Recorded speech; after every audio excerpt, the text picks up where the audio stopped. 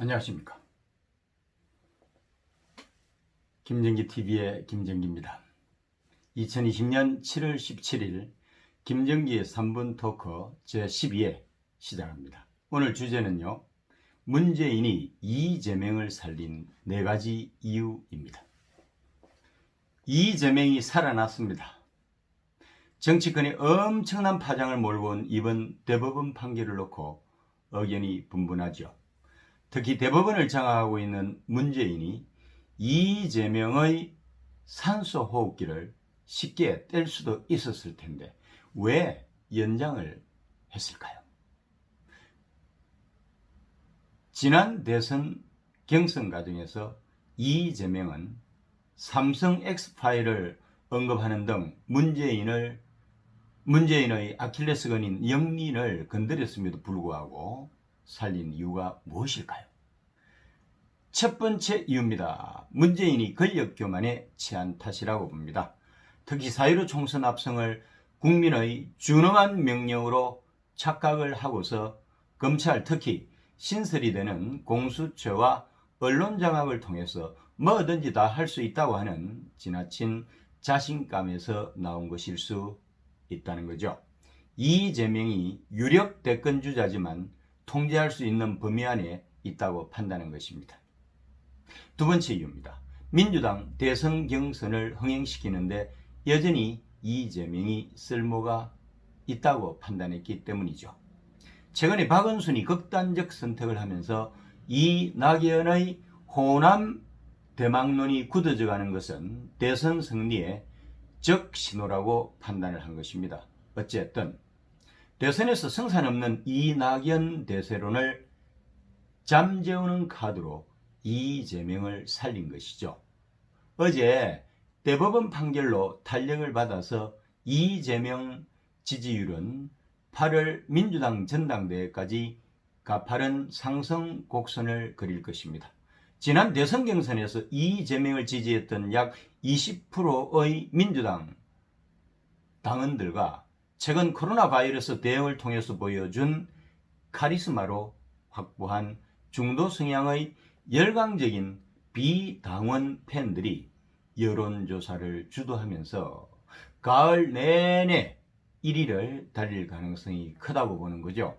그러나 그 역할은 어디까지나 여기까지입니다. 세 번째 이유입니다. 김경수를 민주당 차기 대권 후보로 만드는 고도의 전략에 기인하는 것입니다. 아마도 내년 보궐선거 이후에는 무죄 선고를 받아서 자유롭게 될 김경수가 민주당 대선 경선 시장에 짠 하고 나타나게 될 것이라는 거죠.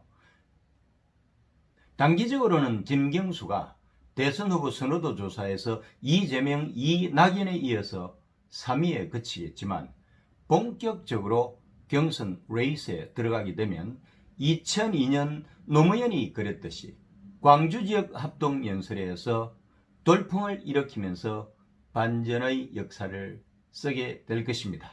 민주당 당원의 절대 다수를 차지하고 있는 문바와 호남 지역군이 호남과 부울경 연합군 후보로 김경수를 세우면서 극적인 드라마를 연출하는 것입니다.